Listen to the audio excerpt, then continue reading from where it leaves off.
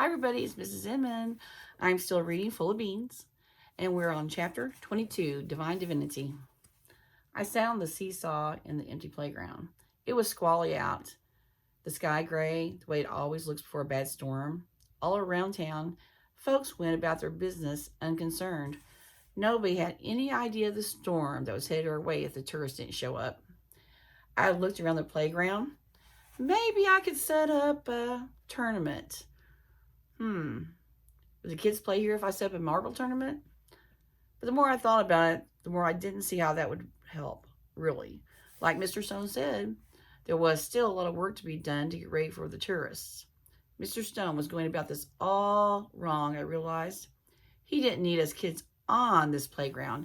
He just needed us kids. You want to do what? Porkchop asked me in bewilderment. We need to get kids to help out the new dealers. He made a face. You're all wet. You know, Iris said, studying me, you've been real strange since the whole fire thing. Is being a hero going to your head? Come on, fellas, I said. I'm serious. Mr. Stone told me they might close Key West down. Baloney. You can't close down a whole town, Porkchop said with a scowl. Well, they can do anything I want, I said. Porkchop looked at Ira, who nodded his head. Fine, we'll help, Porkchop agreed. I still think this is a bunch of applesauce. We spent the whole afternoon talking to kids from one side of town to the other. Most kids heard me out, but by the end of the day, we only had one volunteer. Too bad. Ready to go to work, boss, he said with a snappy salute. Now we were really doomed. That night, I sat in Kermit's room, keeping him company and eating Mrs. Alberry's Divinity. I flipped through some Hollywood magazines and Murray had let me borrow. Kids were sure getting a lot of publicity these days. There were articles on Shirley Temple and Jackie Cooper. There was also a 2-page spread on Hollywood actors modeling Bermuda shorts. Looked like they were the latest fashion.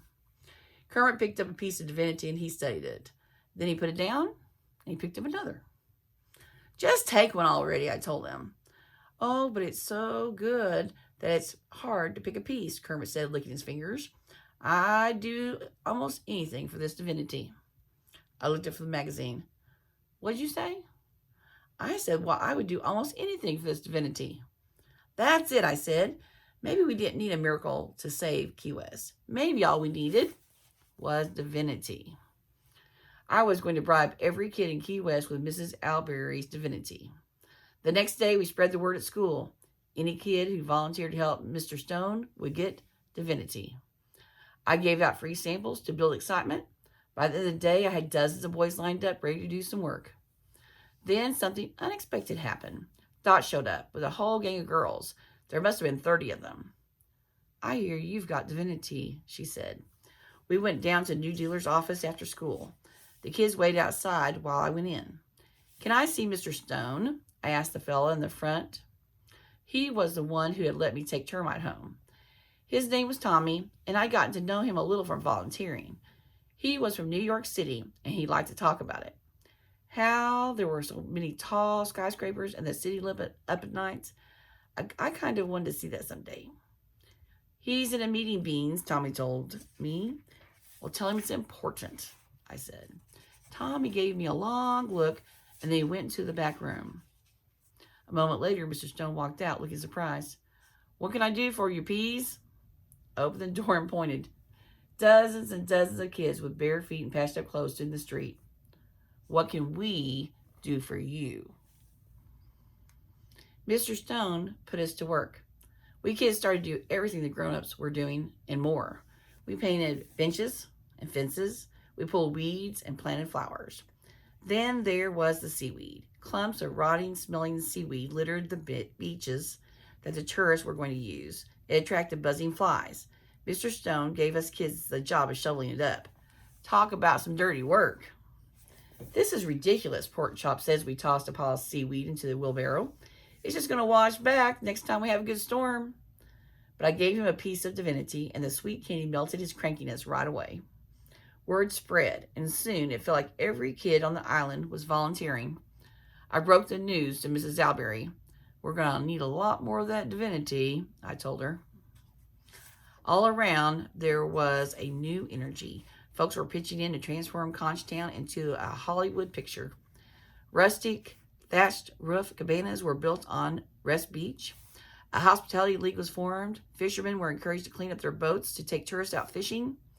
It was my enterprising idea to make souvenirs to sell to tourists.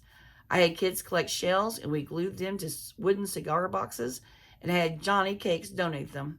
He wasn't all bad for a criminal. It seemed like everybody was trying to help, and I do mean everybody. Late one night, I saw Murray and a few other folks who looked like they had leprosy planting flowers on Duval Street. "What are you doing?" I asked him.